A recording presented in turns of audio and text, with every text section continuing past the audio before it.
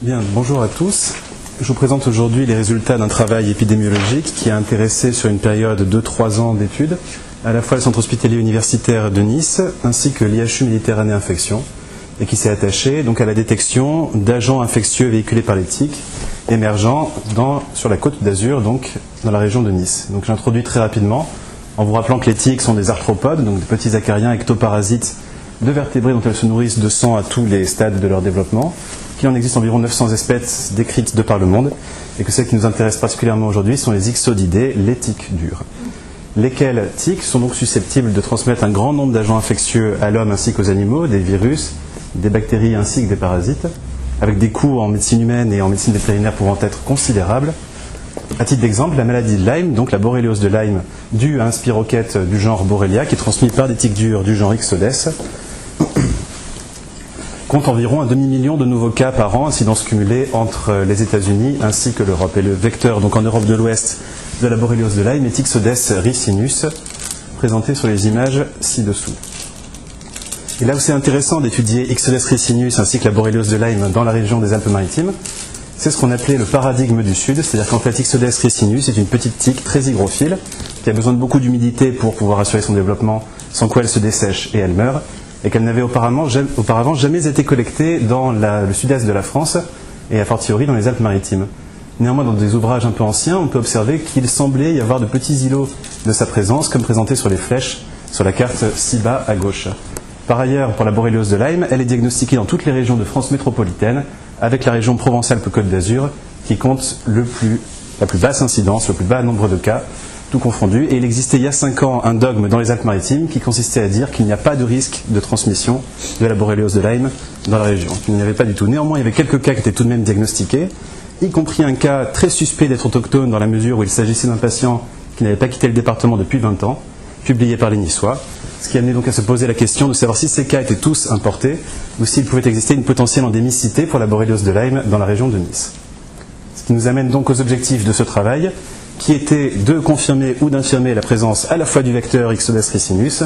et également de son infection par des Borrelia potentiellement du groupe Lyme et d'un ensemble de pathogènes bactériens auxquels nous nous sommes attachés à détecter. Donc le matériel de cette étude, c'était les tiques, des tiques qui étaient donc collectées dans les Alpes-Maritimes ainsi que dans la région du Var. Seuls les stades nymphos et adultes étaient comptabilisés. Et ces tiques donc étaient collectées soit par la méthode du trapeau, qui est présentée ci-bas à gauche, où l'on simule le passage d'un hôte avec un leurre mécanique. Les tiques s'accrochent au drapeau et on les ramasse au fur et à mesure. Également, elles provenaient de patients ayant consulté le service d'infectiologie du centre hospitalier universitaire de Nice,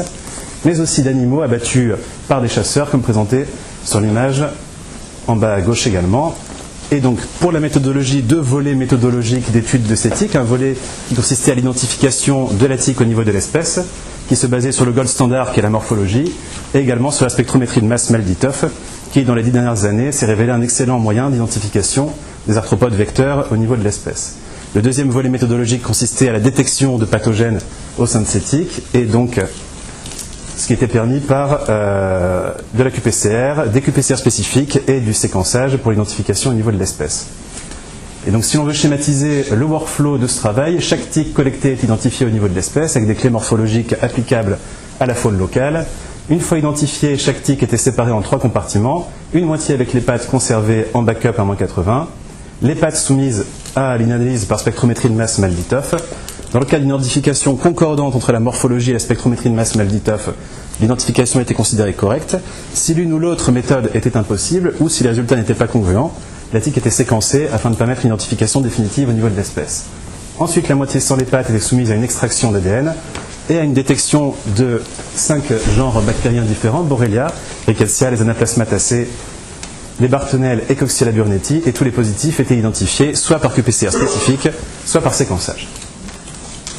Et donc, sur cette période de 3 ans de collecte de tiques par divers moyens, nous sommes arrivés à un total de 1232 tiques à analyser, dont la plus grande partie, 1069, provenait de collectes de terrain, réalisées le long de sentiers de randonnée et de chasse, afin d'essayer de refléter le plus fidèlement le risque vectoriel dans la région. Et là, pour une tique qui était supposément absente ou très peu présente de la région, nous avons été surpris de constater que Ixodes ricinus, donc le vecteur potentiel de Lyme, concernait environ 70% de notre échantillon au total, avec une majorité de nymphes comme présenté ici sur ce tableau, 787 donc sur les 863 Ixodes ricinus prélevés lors de cette étude. Pour la spectrométrie de masse Malditov, ça avait été déjà publié auparavant, mais en réalité c'est un outil qui marche extrêmement bien, c'est-à-dire que 97,86% des tiques étaient correctement identifiés au niveau de l'espèce avec une identification congruente à l'identification morphologique, et si l'on s'affranchissait du seuil de log-score value de 1,7, on était à quasiment 100% d'identification correcte, 99,57%. Avec ici donc une représentation des spectres spécifiques à chaque espèce de tique que nous avons ramassé au cours de cette étude, donc Ixodes ricinus, Ripicephalus sanguineus et d'autres espèces qui étaient connues dans la région par ailleurs. Et sur la partie donc détection et identification de bactéries, nous avons donc soumis chacune de ces tiques à une qPCR spécifique pour Borrelia, les Rickettsi, les Anaplasmataceae, les Bartonella, ainsi que Coxiella burnetii, et nous avons pu observer un grand nombre de positifs, notamment parmi les tiques Ixodes ricinus, et notamment certaines de ces tiques qui étaient infectées par Borrelia afzeli, Borrelia garini ainsi que Borrelia burgdorferi sensu stricto, qui sont les trois espèces qui causent le plus fréquemment la borréliose de Lyme en Europe de l'Ouest. Alors vous pouvez voir ici que la majorité de ces tiques ont été prélevées donc par la méthode du drapeau, ce qui est logique comme la majorité de ces tiques ont été prélevées à la méthode du drapeau, mais que 5 tiques étaient positives pour Borrelia afzeli, prélevées sur des patients, ce qui contribue aussi à refléter un risque vectoriel réel dans cette région qui auparavant n'avait pas été investiguée. D'autres pathogènes bactériens ont pu être mis en évidence également, des Rickettsi, qui étaient connus dans la région par ailleurs, avec Rickettsia helvetica dans Ixodes ricinus, ainsi que Rickettsia slovaca et Rickettsia rauti par ailleurs. L'analyse phylogénétique donc, que nous avons fait sur le CESES collait très bien avec l'identification moléculaire que nous avions pu avoir auparavant, avec deux groupes ici, deux clusters très différents. Un cluster correspondant au cluster Borrelia burgdorferi sensu lato, ainsi qu'un plus petit cluster juste en dessous correspondant au groupe des fièvres récurrentes, au sein desquelles nous avions notamment détecté Borrelia Miyamoto, ce qui était également confirmé ici par l'analyse phylogénétique du gène de la flagelline B qui est utilisé pour détecter les Borrelia. À la fin de ce travail, nous avons donc pu établir cette carte du risque. Donc ici, vous avez la carte des Alpes-Maritimes, avec toutes les zones où ont été prélevées des tiques infectées par des pathogènes. Et vous voyez que sur toutes les flèches du bas, qui correspondent en fait au moyen pays des Alpes-Maritimes, dès lors qu'on prend 400 mètres d'altitude et que l'on trouve des biotopes compatibles dans une région méditerranéenne avec la survie de tiques zygrophiles, dans des zones peu exposées au soleil par exemple, ou à proximité de sources, il existe des biotopes donc frais et humides avec des hôtes potentiels qui peuvent favoriser la prolifération de tiques avec un risque vectoriel réel, donc dès que l'on monte 400 mètres d'altitude. Par exemple, la flèche au milieu, juste ici, il s'agit de Tourette-les-Vins, qui est à 20 minutes en voiture de Nice, donc avec un risque vectoriel réel dès lors qu'on quitte un tout petit peu le littoral qui est trop sec pour la survie de cette tique.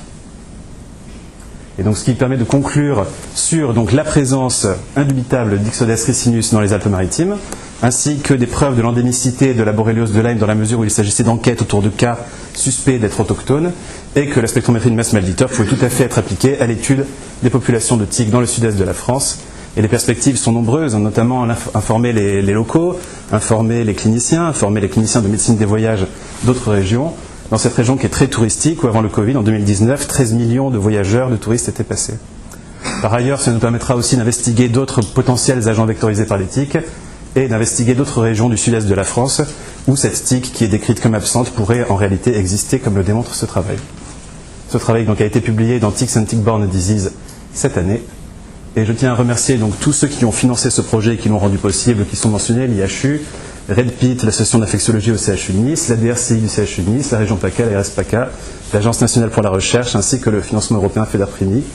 les équipes de parasitologie, virologie et d'infectiologie du centre hospitalier universitaire de Nice, ainsi que l'équipe 1 de Vitrom de l'IHU de Marseille, et tous les collaborateurs et co-auteurs de ce travail, Adam Azandiara, Alilou Almou Marou, le docteur Jacques Durand, Pascal Delaunay à Nice et le professeur Philippe Parola ici à Marseille. Et je vous remercie pour votre attention.